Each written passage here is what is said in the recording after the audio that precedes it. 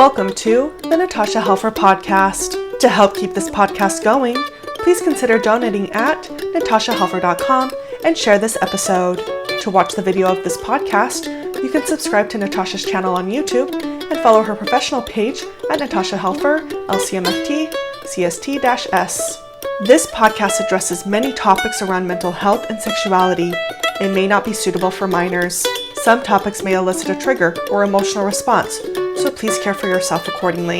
The views, thoughts, and opinions expressed by our guests are their own and do not necessarily reflect the views or feelings of Natasha Helfer or the Natasha Helfer Podcast. We provide a platform for open and diverse discussions, and it is important to recognize that different perspectives may be shared. We encourage our listeners to engage in critical thinking and form their own opinions. The intro and outro music for these episodes is by Otter Creek. Thank you for listening.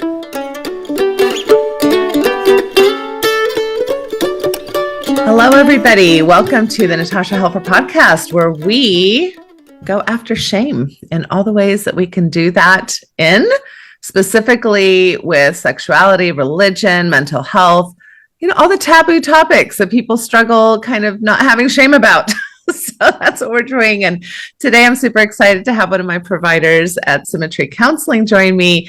It's Trisha Jensen, and she and I are going to talk about mixed faith marriages, which is a really interesting niche of work that we do. And I think I don't know, Trisha, you can say what you want about it, but it's kind of my favorite work to do. I kind of love doing mixed faith marriage work. I also love doing sex therapy work. I don't know. There's a lot of things I love doing, but I love working with mixed faith couples. And it can be oftentimes a really tender spot. I think a lot of times when people are facing this idea that one of us is shifting our beliefs and our values and our ideas about life, it can feel, as you can imagine, incredibly threatening, incredibly disorienting. It can feel like your intimacy as a couple is threatened. And this can be a really difficult time for folks to wonder, are we compatible? Are we still wanting the same things? What do we do with our kids? What do we do with our love story? Do we still have a love story? And of course, a lot of things can exacerbate. Now, some people enter mixed faith marriages from the get-go, and that's not really what we're talking about today. So some people are like, yeah, you're Catholic and I'm Pentecostal or whatever, and we understand we have those differences, but we're gonna, get married in spite of that. We're talking more about folks who come from, in particular, more conservative and high demand religions. So whether it's Latter-day Saint or Jehovah's Witness or Orthodox Judaism or conservative evangelicals, it can be a huge part of your coupled identity, right? To have, the fact that we attracted each other, we married each other. And a big part of that attraction was that we had these similar values, that we had similar ideas about life. And now some of that feels like maybe it's falling apart. So that's my intro. But Trisha, why don't you tell us a little bit about yourself and how you come to work in this kind of space of mixed faith marriage yourself? Okay, so I have been part of a mixed faith marriage myself, and I have a mixed faith family right now, which I actually think everybody does have a mixed faith relationship at this point. Friends, family, extended family, somewhere you have a mixed faith relationship going on. And the thing I love about the mixed faith niche is that there's so many positives that come out of it. And I've seen so many of my clients come in with a lot of fear and trepidation and not knowing if their marriage is going to make it, to having a closeness and intimacy that they didn't have prior to the mixed belief relationship. It can really push you into a more vulnerable relationship and more intimacy, where you learn trust based on conversations you're having together instead of, this foundation that was handed to you. And so there's assumed trust, I think, when you agree on everything, right? Because as humans, we love agreeing. We love we love sameness. We're always, gravitate towards sameness. And once you're in a mixed belief, you still love that person so much, but you are afraid of the differences. And so in that, you learn differentiation, possibly for the first time. because you maybe haven't been pushed into learning some of those things about each other. And that's where you learn who you are and how to tolerate differences and love people in their differences. And it's a really beautiful metamorphosis. I love seeing them go from the caterpillar to the butterfly, the gunk and the gray and the goop and all the goriness that comes with it is just so beautiful, seeing them come out the other side. It's awesome. I love that. I agree with you. I do think that it is an opportunity often for increased intimacy. One thing I would caveat that with is that, you have different contexts. And sometimes I feel like I see a couple and this is like the 20th really major issue they're having. Yeah. So they're already on shaky ground. Maybe this is the one thing that was really holding them together was their, belief system, that kind of, in Latter-day Saint kind of culture, we have this kind of endure to the end mentality, that we're going to make this commitment and we're going to make the best of it. And so some people are kind of already kind of holding on, and then they hit a mixed faith challenge and it can kind of be the last straw. Right. And so there are folks that don't necessarily increase their intimacy. But I think for others, it really can be like, wow, we're having to talk about things we've never really talked about before. And I think you would probably agree with me that even when people are same faith, if they're not really talking a whole lot, they don't realize that they're not as same faith as they think they are. Yeah. Because you're really getting into the nitty gritties or the doctrinal foundations, or it's not like day-to-day talk. You just like, we both go to church and we both kind of do the things.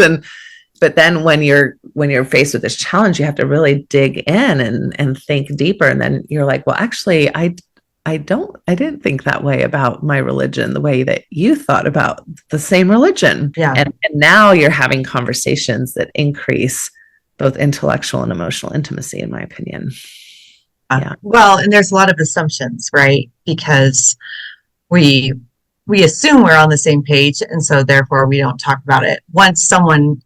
I have found that the majority of my clients, the person going through the transition or expansion, is typically nervous to tell the other person. Not sure if the other person will stick with the marriage, not sure if it's going to work out. And if they really want it to work out, there's more fear because they got married on this, belief system and desire to be part of this bigger form. I always say that, we're married with the church right in the middle of the marriage, right?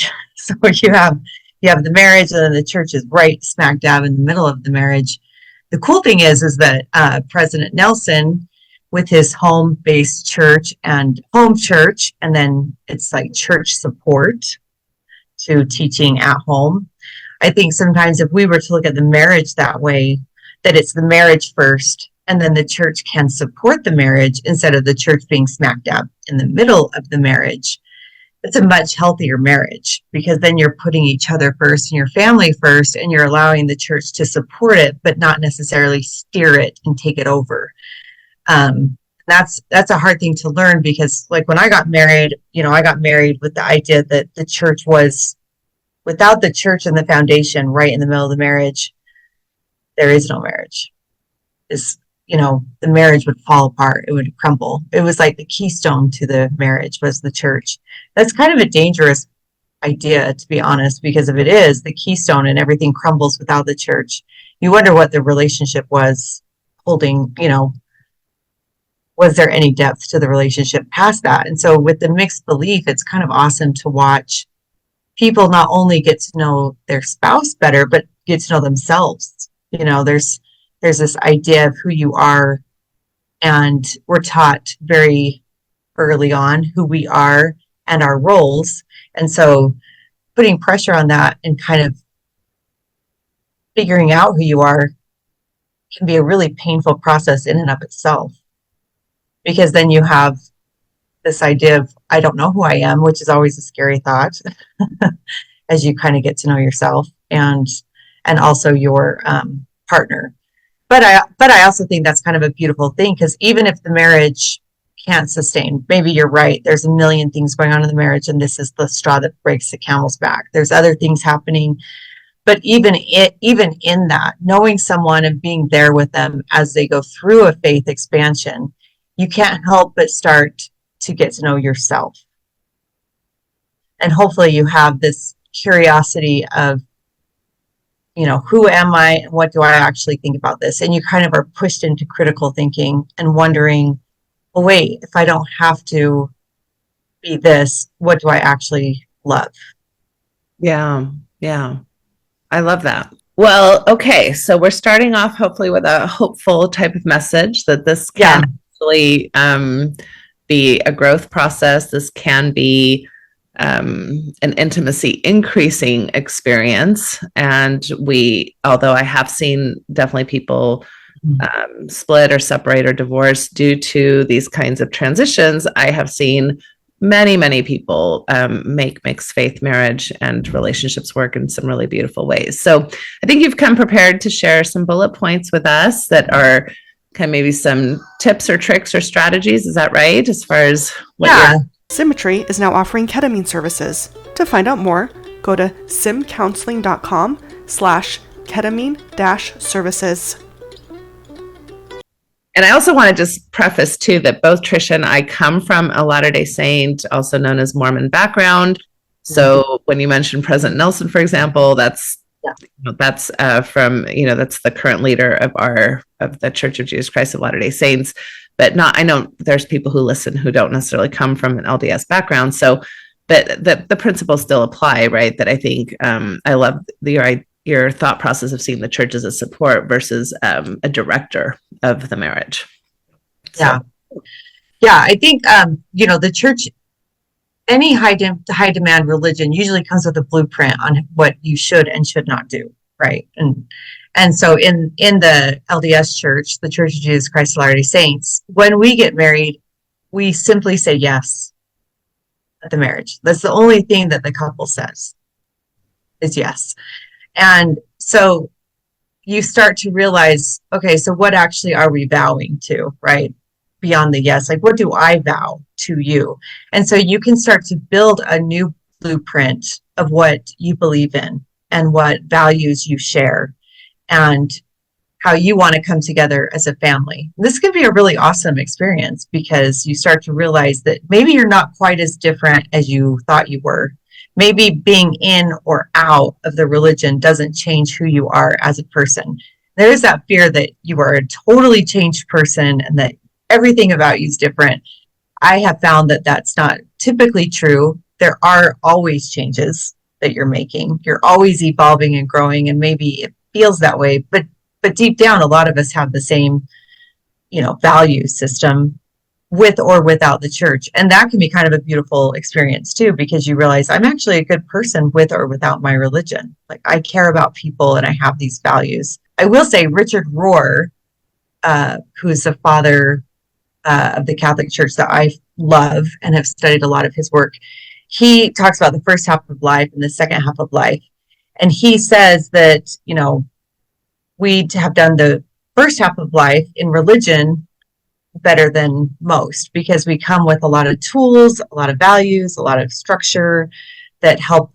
And then as we go into the second half of life, we can take out what we don't want within that structure that was handed to us. So I think sometimes we have resentment as we go through expansion. Oh, I was taught this and now I don't know. And it can be a really painful thing. But the truth is there are really good things as well. As many bad things as there are, there's typically good things. And so that's some of the work that I do is reminding people the good that came out of it. And also for those that are in it, to remind them that it's not perfect and to work on some of the stuff that they don't like about it. Because no matter how deep you are into your religion, you can look at it and say, I hate scouting, right? Like I hate this part of the religion, or I don't agree with that. And so you don't have, it's a good exercise to kind of learn what you do and don't believe. And then as you come together and build your own foundation within the marriage, it can be a really fun exercise to bring you closer together. Focus on common values, you're meaning. Yeah, and just come together and say, okay, so what do I promise in the marriage? What are my new promises in the marriage?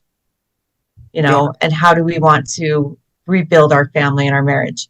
I have found that a lot of my mixed belief families, one of the biggest concerns is the kids.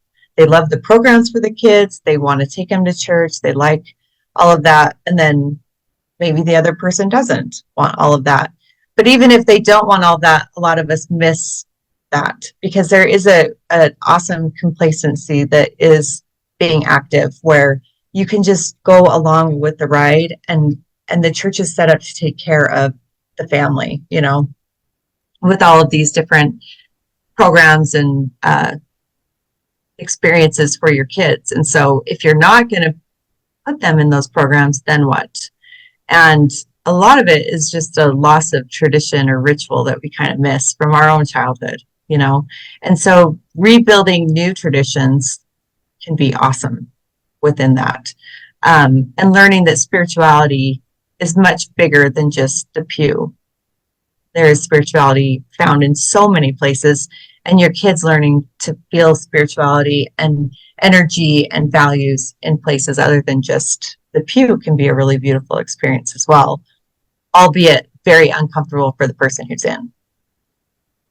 Stretching their so let's back up, because you're talking about lots of things that I want to get. Oh no. Lots of things I want to get more in depth. Okay.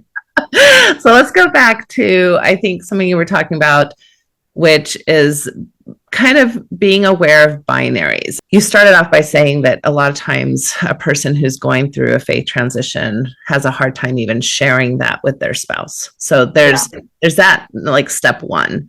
And sometimes I've seen people do this like right away, like right off the bat, like, here's some of my concerns or here's some of my worries. And they're kind of including their spouse from day one. And others are like kind of keeping it more to themselves because they're worried that it will bring up conflict or sadness, or, we kind of get into these protective modes. We either protect ourselves or our partner, drama and conflict. And so we'll avoid talking about it. And then when they finally do come out and say, hey, I've been struggling with my testimony or my beliefs or whatever language it is, the other partner can be like, well, how long have you been thinking about these things? And maybe it's been a few months, maybe it's been a few years. Mm-hmm. I've even had it be a few decades. And the partner can feel very betrayed by that. Like, you've kept this part of yourself secret or private or distant from me, and you didn't include me in the process. So I think right off the bat, we just kind of want to normalize that actually is pretty normative behavior, and it's not uncommon. And so now you've got two issues. You've got an issue of the faith transition. You've got the issue of kind of a betrayal, that feels like a betrayal or like a trust issue, right? So that's important to address. And then you're talking about right off the bat too, people can double down, right? So the person who's leaving the church, all they can think about is everything they didn't like, all the ways that it hurt or damaged them, all the ways that they disagree, and this is called, there's a term for this, psychologically, it's called confirmation bias, right? Yeah. So we look through this lens, and all we can see and all we can remember and all we can think about is the things that we're currently very much feeling passionate about. Well, then the believer does the same thing on the other side, and all they can see and all they can think about are all the ways that the church is wonderful and beautiful and beneficial. And and so now you have this, you probably weren't that separate, but now you're polarized. So now you feel much more separate because you're taking these kind of more polarized positions in defense of each of your current feelings. So I think when you're saying, okay, it's important for the transitioner to still remember some of the positives, and for the believer to recognize that in any organization or any group of people, there's going to be flaws and problems. Now we can get you back a little bit closer together to have some of these conversations. Is that fair? Yes. Yeah. And I think the defensiveness is the fear of the other person. And so they come in with this assumption of, if I'm not defensive, then they'll have hope that I will come to their side. And the believer is praying that the the one leaving will come back. And the one leaving is really hoping that the believer follows them initially. Yeah. And so I think understanding, when you say to someone, I'm really praying that you come back, that you recognize that the other person is like, I really hope that you can see what I see. Right. I think the believer tends to be hurt and feel betrayed initially, and then feel hurt when the non-believer starts to bring up points of their unbelief. Like they do start sharing why, right? And the believer starts to feel very defensive by that. And recognizing that, from a very small age in the church, we're taught to bear testimony and bear witness of our truth and bring people to our truth and share our truth. And so part of that is just ingrained in us. Like, I want you to know my truth. Yeah. And that's true for both.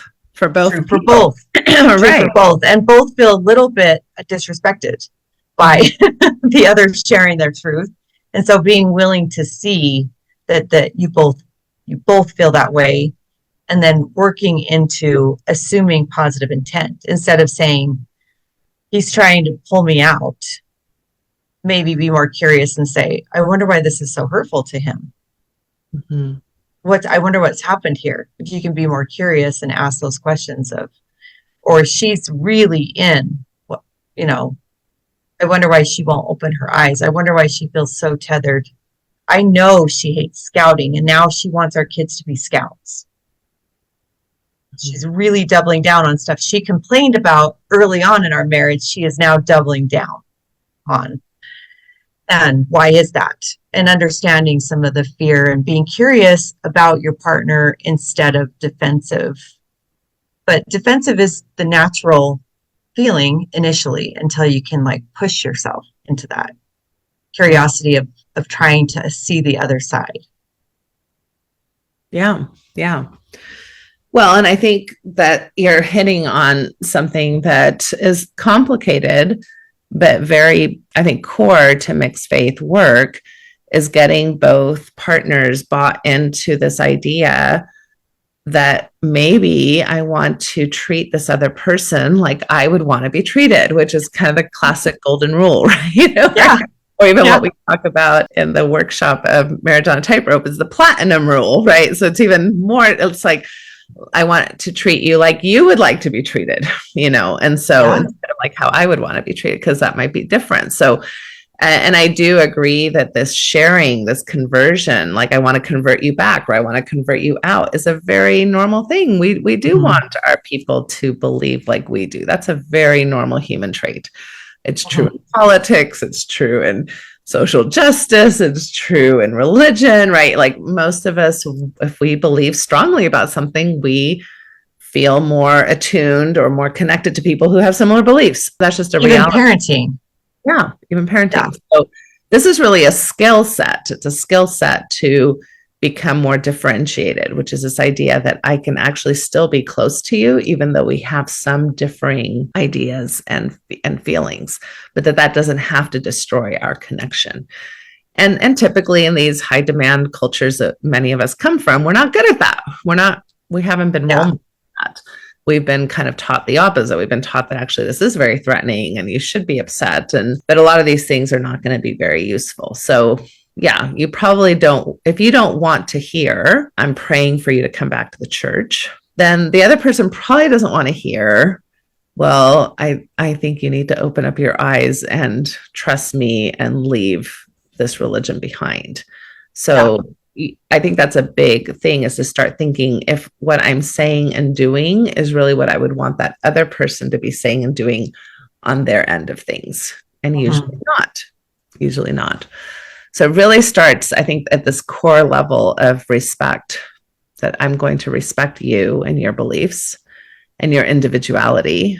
I'm going to respect you and your beliefs and your individuality while we stay partnered and connected. So now, and I love your idea about reclaiming vows, whether whether you're a Latter-day Saint or other religious traditions, we did make certain promises or understood promises of what it meant. And now we can be more intentional about what do we want to promise at this particular time. And I don't think that the promise should ever be that I'm going to lose myself for your Right. Right. Because even if both people ended up leaving at some point, chances are it would be for different reasons. Mhm. And they would have totally different things still. Yeah. Yeah. All right. So then you mentioned parenting. Yes. I think this is what I've noticed too. It's like, I can oftentimes get two adults to be like, yeah, I get it. I want to feel respected. I should probably offer respect. Okay, great. But hold on. It's not just me and you, baby. Yeah. It's these little ducklings, right? That we have. Yes. And now it's a whole different animal, because now either my mama bear, my papa bear is coming out in this very protective way, right? Mm. And for those who are believers, it's oftentimes the church can seem like a protective factor. It can seem like a place of teaching morality. It can feel like a place to have community and support. It can feel like a place to, teach good values and to protect your kids from, quote unquote, the evils of the world, et cetera. If you're transitioning, now it can feel like this entity could shame my children or encourage them to be underdeveloped in areas like sexuality or relational expectations or even career aspirations, especially if you're doing like gender role issues, where some of these communities trend to be more gender role tradition, in the sense of like maybe women staying at home and taking care of children instead of having aspirations for careers, etc. So they actually feel very threatened that the church is going to have an influence on their kids, and they feel will be harmful. So now we've got some really tender areas to negotiate and think about. So yes, do you want to continue in your thoughts about parenting? Well, I mean, the parenting is, I think, the hardest piece of the puzzle for sure, because you're right. You're just a natural mama bear, and dads nowadays are more invested and part of raising kids than they were like in the boomer years, right? Like, I mean, tradition just in the world is different than it used to be. Families look different than they used to be. And it's a much more partnership of raising the family. And there's fear. There is fear on both sides, and also a fear of, well, do I know how to raise my kids without the blueprint of the church? What does that mean? How do I teach them? I don't know anything about some of these things, and I haven't learned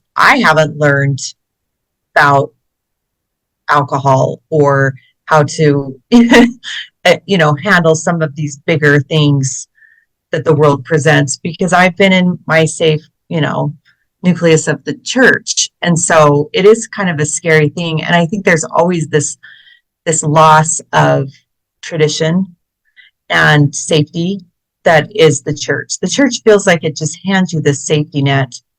I do work with a lot of my mixed faith couples have LGBTQ children.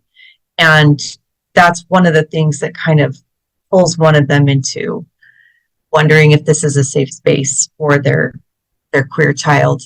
And while sometimes the queer child is like, you cannot be part of this organization and love me. And so they feel like I need to leave for my queer child, but I need to stay for my ultra religious child. And so it does make it a really tricky thing for the parents. But I think if you can come at it in the same way that you come at differentiation, in that, maybe we go to church one Sunday and then on the next Sunday we do what you want to do and do something that feels right for you and your own value system, and taking turns showing up different places. I believe statistically, kids that grow up in mixed belief relationships and marriages grow up with a more critical thinking mind, because they have the both sides are being shown to them. And so they're not taught that it's just obey, obey, obey. It's obey, but critically think and decide to obey and choosing to obey. And so in that, those kids that end up active in the church, they don't feel the betrayal and the tethers that those that grow up in really Orthodox homes do, because they feel like they were able to choose this. They feel like if they don't agree with something, that they're not a bad person. It doesn't make them worse in the church. So there are benefits to being part of a mixed belief family for the kids. And I think that's a really important thing to bring up, because some of these parents are so afraid, "Oh, we're going to mess up our kids. There's mixed messaging." And in that, I say, no, there's more messaging. You're giving them more information. It's not mixed. It's the idea that you're just opening their mind to so much more. And then obviously there are books that, can help with this and help you build traditions and help you learn how to parent together, that we can even reference on the podcast. But The Conscious Parent or The Awakened Family have both been really helpful.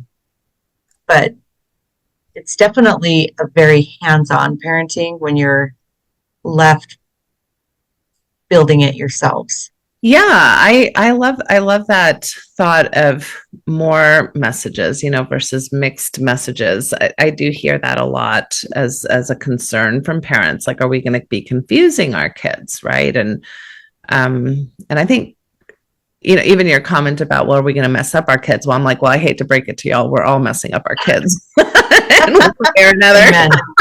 True. That's just part of that. Not on purpose. That's just part of the parenting dilemma. But yeah, I think how some of the ways that I've talked about this is that a lot of times, again, at church, many of us will hear messages about being kind, being judgment-free, being, charitable, being Christ-like, especially in Christian traditions. And what better place to actually role model and live your religion than in a mixed faith marriage and family? Because now we're not just giving like lip service to these ideas, we're actually having to live it. It's like, okay, mom has a certain idea about life and dad has another idea about life. And this is what mom believes and this is what dad believes. And I think there can be, when I teach classes on this, it can feel a little confusing at first, but I'm like, you can have a unified approach to this. And it's not that you're going to have a unified approach to your belief system, but you're going to have a unified approach to your processing of your belief system. And that mom is deserving of respect and that dad is deserving of respect and that mom isn't good or bad because she believes or doesn't believe and dad isn't good or bad. It's like, no, we have this space where we're going to create a home where beliefs are respected. And guess what, kiddos, because a lot of parents don't want to face this reality either, is that even if you're both same belief, that doesn't mean your kid's going to believe like you do. Exactly. And so now you're role modeling in this family that we as a family can tolerate different beliefs, and you're going to still be welcome. And it's going to create debate and conversation and discussion and, different thought processes. And that's what they're going to face anyway in the world, right? All their friends are different beliefs and their teachers are different beliefs. And they're listening to all kinds of things on social media that with people with different beliefs.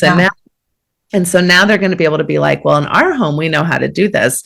And my parents, not only do my parents have respect for each other, but they have respect for me and how I'm going to develop my beliefs. And that's something that I don't think a lot of same belief families have a lot of practice in. So I actually agree with you that mixed faith families have a bit of if they figure out how to do this well, they're actually in a better position. They're actually in a stronger position to educate things like morality and true ethics and complexities instead of just these black and white, well, we just believe this is wrong and you have to believe this is wrong because we believe it type of a thing. Yeah. Well, yeah. And I think the word there is tolerance. And I think that's a word that is not utilized enough nowadays. There's a lot of intolerance and, you're supposed to think this way or that way. And the idea that you could be somewhere in the middle and a little bit here, there, and a little bit, buzzing around different parts is it can come across as like you're flighty. You don't really know what you believe. But the truth is you believe different things about different situations, and learning the tolerance of, in this situation, I think this is the right move versus that situation. And I can tolerate that you don't. And I can still respect that. And I think that's huge in a mixed belief relationship, because if you can tolerate the discomfort of not being validated, you're on a path of growth, because validation is like the easy way out, right? Like I'm mad at someone, so I'm going to call someone who validates me versus someone who shows me, well, there might be another side to this, right? I think if you can tolerate not being validated, then you're actually really growing and learning, and you might double down on what you believe and say, no, I really, even without your validation, this is right for me. And that's powerful too. Mm-hmm. Yeah. Yeah. Just not being in echo chambers. Right. So I don't think we all love the echo chamber. Very comfy. Echo chambers are comfy, and they're kind of yummy feeling. But they don't help us develop these bigger skills, which is like, being able to stand up for something, even if the other people around you are not in agreement, or being able to disagree, being able to, tolerate that discomfort of critical thinking skills like you had talked about. Yeah. No, that's lovely. All right. I know we have about 10 minutes left or whatever. So what else are on your, what I want to give you tons of time to present the bullet points that you want to present. Well, I was going to say, one thing Richard Ostler says that I think is so true is he says, if I really believe something, I don't need to fear your beliefs to change my mind. Like your faith is not going to change my faith. And I think that's something that comes up a lot in mixed belief. It's like, oh, she'll keep him in the church, or he'll keep her in, and she's pulling him out. And I think that's a really dangerous thing to say, because number one, nobody has that power to pull someone out or to keep someone in. It might work for a time to keep the peace. Some of that works for a time, but typically that just festers. It's like a dormant volcano that festers over time. And so being willing to be curious about where you're at and why. Someone might be like, oh my gosh, there's another temple up. This is so beautiful. That makes me so happy. Can we go through the temple together and see the open house? Where their partner or their children or whoever might be like, I don't think I can do that right now. The temples are kind of triggering for me. And being able to tolerate that, like, your love for something doesn't mean that they have to love it. And it doesn't diminish your love either. You can choose to love that. As far as like, do you have anything to say about that? I keep going on and on. No, I love listening to you. So I mean, my ADD, I flitter around all the different subjects. Squirrel. Yeah. Well, we both have that, so it's not helpful. But I really like this point you're making about influence. This is oftentimes what I hear. And I think it's a yes and. So I would agree with you. There's nobody that can force you, unless you really live in like a culture where they can force you, to do something. Yeah. But nobody can force you to have certain beliefs or non-beliefs, or to leave the church or to stay in the church. And yes, we do influence each other. Humans influence each other, like if I watch a cooking show, I might be influenced by that. If I watch, I don't know, a show on how to do fashion, I might be influenced by that, right? We do influence each other, and we are also individuals and autonomous. So that's true of anybody. So when I hear this argument, like if it's a believer that says, well, you're allowing other people to influence you, I'm like, well, but believer, you're being influenced by all the believers. You yes. would probably not be a believer if you hadn't been influenced by your parents and your people. And then if the transitioner is saying, well, but you're being influenced by all these believers, I'm like, well, but you're being influenced too by all the things you've read and all the other people that don't believe. And all, I mean, we can't get away from influence, right? All of us are apers at some level or another, because that's part of the human condition. And we are autonomous. So that's a contradiction we all have to get comfortable with. Yeah, I agree.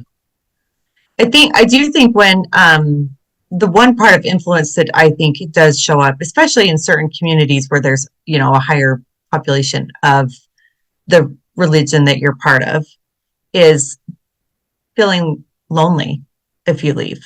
There's a definite loneliness of leaving. And, if you have a partner who takes everyone to church and you're home alone on a Wednesday, that's the best 2 hours of your life. Like, I'm alone, but when they're at church and you're alone, there's this like kind of sadness and like, I'm left out and I'm not part of it.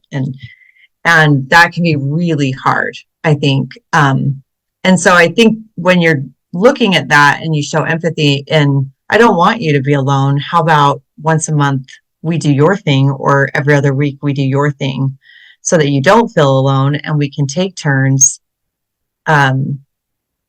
showing up the way we feel good about showing up as a family and in our own spirituality. And maybe you can't use the word spirituality because that's a trigger word. I can't say spirituality. I'm done with that. There's still like, well, where do you feel peace? Where do you feel like at home? Where do you feel, comfort? Tomato, right? In my mind, use the word and verbiage, that works in the family that's not triggering. There's so many different like words that we use in our faiths, that we have our own languages in our faiths. And I think just being aware of how to use those words and being patient with people that use the words all the time, tender mercy. I will hear, you're going to hear that tender mercy. And if that's a trigger for you, you also need to recognize, but it's like a safe place for them. Like looking at that as like a safe place for them. But also teaching your kids, I think, how it feels to be on both sides. You'll have kids that are way more emotionally intelligent growing up in a mixed belief family, because they're seeing things and understanding things in a way that you don't when there's so much like, well, who cares? Like, this is how we talk. You're teaching a lot of empathy and emotional maturity in that, because they're seeing the other side, and they don't want to, no child wants to hurt either parent. Yeah. Then they don't want to choose sides. They might want to choose not to go to church. And in that, they'll feel bad that they're letting one parent down. And so taking turns and making it not about sides is a really important part in parenting in a mixed belief family. Yeah, I would totally agree with that. You don't want to set your kids up for, if they stay involved in the faith, now they're on one parent's side, or if they leave the faith, or on the other parent's side. And this is an important thing to kind of work through as you're doing the work of adjusting to a mixed faith marriage, because it can, I think, feel that way, like, oh, well, our kid, didn't end up going on a mission, for example, in Latter-day Saint land. That's pretty important. That's your fault, because see, you influenced them. And if you hadn't influenced them, then they would probably be going on a mission. And now we have this conflict and this divide in our intimacy instead of this connection. And so I think it's really important to, from a pretty early stage in a mixed faith marriage, to get away from those kinds of things. Our kids might go on missions, they might not. Our kids might stay involved in the church, they might not. That's true whether we had both stayed in the church or not, right? And so I think letting that go is an important part of love and empathy in a mixed faith relationship. I think it's normal to have those feelings and to notice them, but it's also to know where to place them. I think baptism is the bigger story, because it's great to be 8 and all the kids want to be baptized. And so if you are in a position where you don't want your child baptized because you don't want their name, you want it to be their choice, you don't want their name on the church, you want it to be something they do older, it can be a really hard thing on everyone, because you're going to get a lot of judgment from the neighbors, from the extended family. And then if the child is like, everyone's getting baptized, am I supposed to get baptized? They're 8 years old, and talk about influence. An 8-year-old is very influenced by those things. And so I think in those bigger issues, you do need to do the work and come together and see why it's important to either baptize or not baptize the child. And that's one that comes up that has a lot more work around. Yeah. Because the mission ends up being they're 19, it's different than an 8-year-old. Yeah. And my position on that, and fine if people disagree with me on this, but my position on that is I think smaller kids do best when they are allowed to participate in the traditions and rituals of their environment, So whether that's a school graduation, from kindergarten, or even sexual education that a lot of parents pull their kids out of. I don't think kids do well when they're the only one that's not allowed to go to the sexual education class, right? And so I think if you're going to be in a mixed faith family, you have to tolerate the rituals of both sides, which means maybe I do support the baptism that is important to my partner and probably to the 8-year-old, because a lot of their friends are getting baptized. There's different meaning for it for an 8-year-old than for us as adults, right? And to not project our own meaning onto an 8-year-old, even if we do have some of those concerns about them being on the rolls of the church or whether or not it's an appropriate decision for an 8-year-old to be making. The 8-year-old is making the decision based on, I want to do something that's fun, and there's a party and there's like everybody else is doing it. And plus it sounds nice to follow in Jesus's footsteps or whatever. That's the basic meaning for an 8-year-old, right? Right. We as a 40-year-old might have a lot of different meaning that we're projecting on our kids. I learned this from a mixed faith family that we actually went to church with in Wichita, Kansas. She was Catholic and he was Mormon, Latter-day Saint. They had started their relationship that way, right? So, and they were lovely, and they just did everything. They did everything. And we knew that we could only count on them being at church twice a month because they'd be at the Catholic church the other 2 weeks, right? And they did the baby sprinkling baptism, right, for the Catholic. And then they did the 8-year-old baptism, for the Mormon tradition. And then they did the, what is it that the Catholics do when they're 12? It's at the tip of my tongue.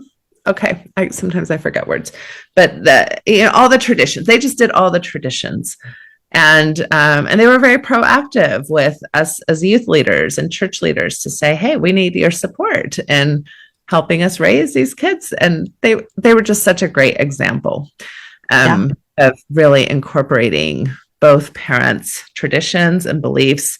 And I didn't see these kids struggling with confusion, and they were lovely. they were doing great. They were doing just as good as any of the other kids that we were all, functioning with. So anyway, that's one thing I think about. I think I see a lot of this in post Mormonism anyway, is that this concern that the kids will be involved. But if you're both out, then that's different, of course, right? Then you can start making decisions. But to stop one person, I always tell the non-believer, don't stop the believing parent from teaching their values and their beliefs and their rituals.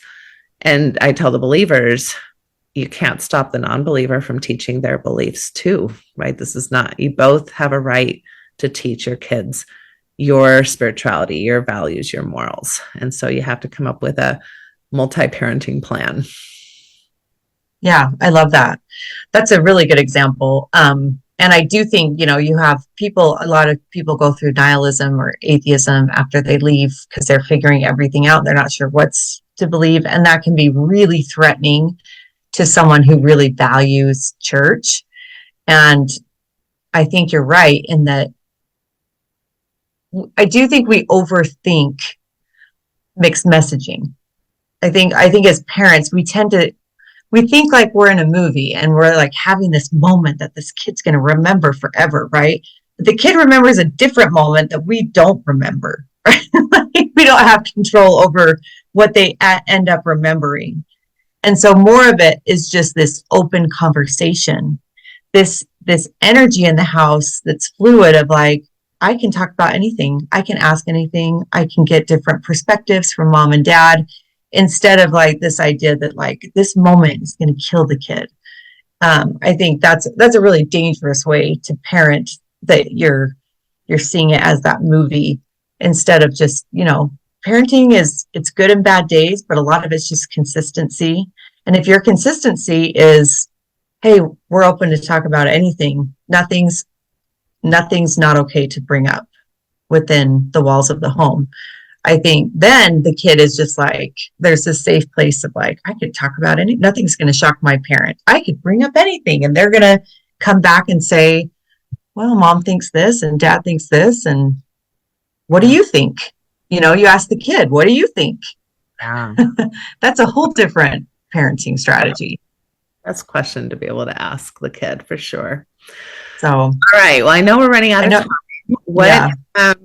What kind of last thoughts do you want to share, as far as just kind of like, what are your hopes for people who are maybe finding themselves in these mixed faith situations? They're scared, they're lonely, they're worried, they're in a lot of pain. What are some kind of last thoughts?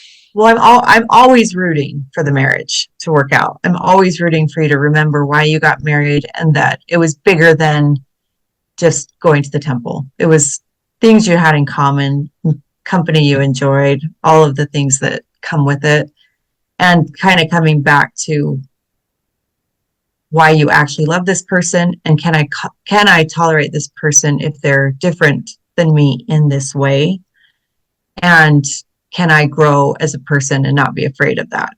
I think sometimes the fear is what causes the defensiveness and the, what's the word? Just the biting or assuming negative intent and showing up not as your best self. I had a client that said, I don't know if I like myself in this relationship. And I was like, but then you have to learn to tolerate some of this so that you can show up in a way that you feel authentic and you feel good about who you are, as you love someone who's different than you, and respect them and see that they're still themselves. They're just not their Mormon self or their Catholic self or their Jewish self, but their actual self is not that far off usually from that Mormon self. And so I think it is a hard road, and it is worth working out. I think those who do it alone go through a lot more pain than if they have some help and someone there to kind of help them have conversations that are really difficult to have. But when you show up with a coach or a therapist, those conversations go differently, and you can finally say the things that you're too scared to say when you're just together. And then once you can really tolerate saying those things and seeing who you're really dealing with, then you're in a space where you can start healing, I think. Yeah, I totally agree with that. I think mixed faith family stuff is complex enough and difficult enough that it deserves support. And not all therapists or coaches are trained or have the know-how to do this work well. In fact, can do quite a bit of damage if you get a secular therapist or a provider who minimizes why the religion is so important to begin with, or you get a religiously biased therapist or coach who is kind of not supporting the transitioner's journey. I think you can really run into some really sticky issues where it can actually do more damage to the marriage than if you get somebody who really is trained. Dr. John Dolan and I just did a training. In fact, I'll put a link in it for working with mixed faith, working with faith transitions. So that's a good place to start. I'm going to develop the next training, which is working with mixed faith families as well, because there's a lot of intricacies to be aware of. And you're both deserving of being respected in the therapeutic or coaching process, and your journeys need to both be respected in that. So Trisha does excellent work at Symmetry Counseling. We specialize in these types of issues with all of our providers. So if you're looking for help, we can definitely be at least one resource. And either if you work with us or we refer you to other spaces that would be helpful to you, by all means, check us out. That's at simcounseling.com. And we'd love to work with you and support your family. I think I also say not all marriages are meant to necessarily last forever. It's okay if sometimes journeys cross paths, and you go different, the fork in the road diverges, right? Like John Frost says or whatever. But so that's definitely a part as well. But even then, I think it's important to get good support, because you many times are still going to be co-parenting in a mixed faith relationship. With divorce can be also very tricky and very painful if you don't have good strategies and resources to have it as family-centric of a divorce as possible. So anyway, all those things to think about. We wish you the best as you're navigating, difficult waters. And thank you so much for tuning in. And thank you, Trisha, for your time. Take care. Thank you. Bye. Thank you for listening to the Natasha Helfer Podcast. To help keep this podcast going, please consider donating at natashahelfer.com and share this episode.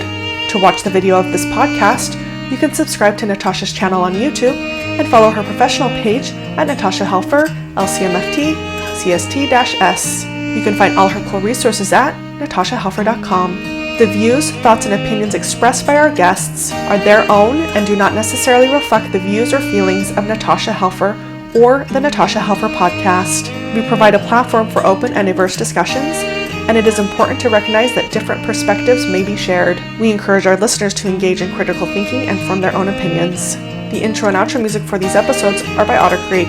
Thank you for listening.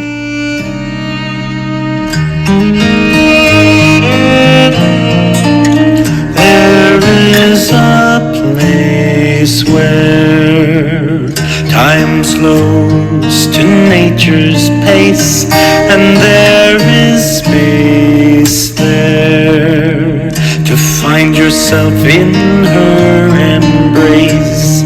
Some places should be left alone. Now tishki say the so we can always go to the homeland of the heart.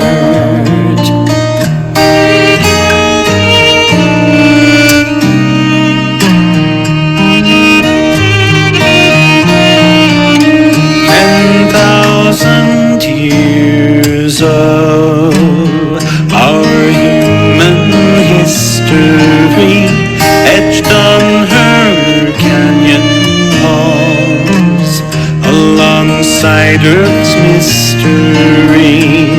Some places should be left alone. Now tishki shade so we can always go to the homeland of the heart, to the homeland of the heart.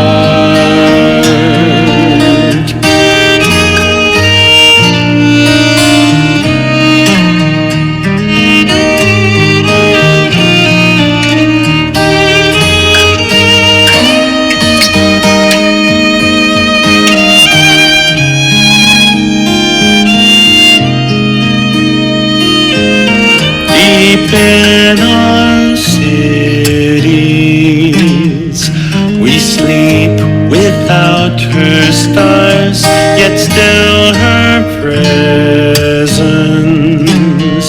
sustains us from afar. Some places should be left alone. Now tishki shade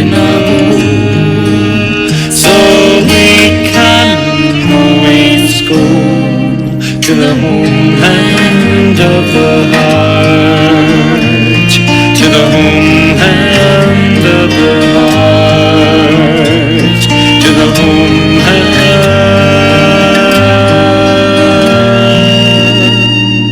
of the heart.